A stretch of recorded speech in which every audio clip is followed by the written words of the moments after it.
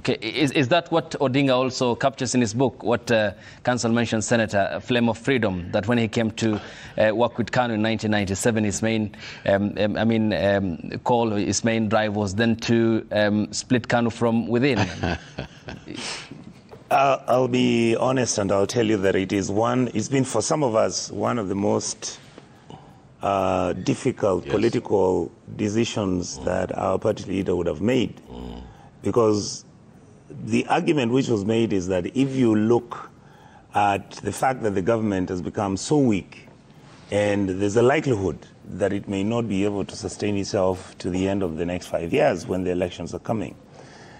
Some on our side were actually saying that, yeah, let the government fail. I mean, our reality is that this government went for elections, they had a manifesto, and they're supposed to be implementing ABC, and yet we are engaged with them on issues that don't change the positions which we held. What happened to electoral justice? What happened to the human rights violations? What has happened to governance and administration of public resources? I mean, have the corruption scandals reduced or stopped? No. So in reality, even we in the opposition on ODM have been deeply thinking about what is our role, what should our role be? Should we start then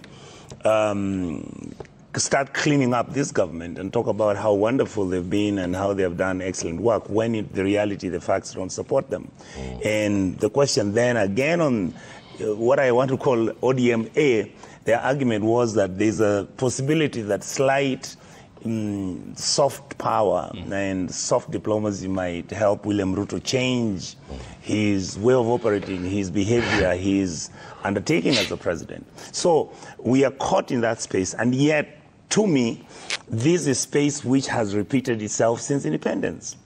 And what is the effect then in terms of mutation of that coming together? Yes. Because the last time they did so, and Council here was on record during the court period to challenge the Constitution of Kenya Amendment Bill 2020, yes, which the courts nullified, not only nullified, but made statements that were indictment on the political class that, look, this is no ordinary amendment of Katiba 2010, that is true, but attempt to dismember it, and that any attempts to do so will not happen without consequences. That is true. That was in the face of Uhuru Kenyatta and Raila Odinga then. So what's the effect of the mutation of this coming together on our constitutional architecture? The effect is that I wish I knew I would be a wonderful fortune teller. What I see is a conglomeration of Raila's position meeting with William Ruto's position. I don't know whether those positions mutually agree to be functional. And yet my reality is that how I would have wished that this whole thing was handled differently. I mean, it's been a deeply discussed matter in ODM.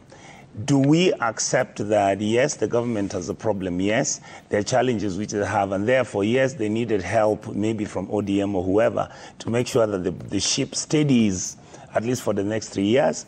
Or should we have let the government tank, and whatever the consequences out of that, we accept them? So this has been the fight that we've been having in the party. And finally, the other point I think I want to make is that these events, even when they look like they have been triggered by party leader Raila joining government, my honest feeling is that I'm agreeing with all my colleagues, the three of them, that this system is designed to be like that.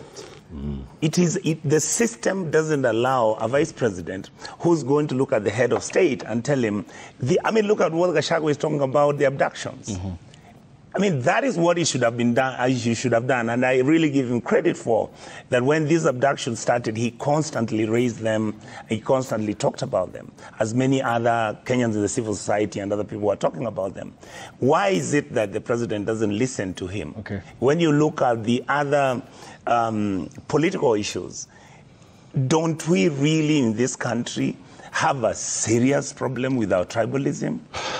I think as a political class, we now need to really start looking ourselves in the eye. I remember Senator Chute was making a statement on the floor of the House, and he said something to do with, you cannot tell me that this fella who comes from Mandera has been confirmed and then you are telling me that he shouldn't be confirmed because he's not part of those percentages which were distributed. Yeah. Are we a country that is going to be giving people jobs according to the 30 percentages, 30 or 40 percentage, irrespective of their meritocracy and their excellence? Yeah. I have a record of this paperwork here with me, so we'll be taking a look at that and what this means for merit and our independent. Exactly, and I think it's good. We are in good space politically. Kenyans now needs to have this conversation. Yes, briefly. Remember, I said patriotism is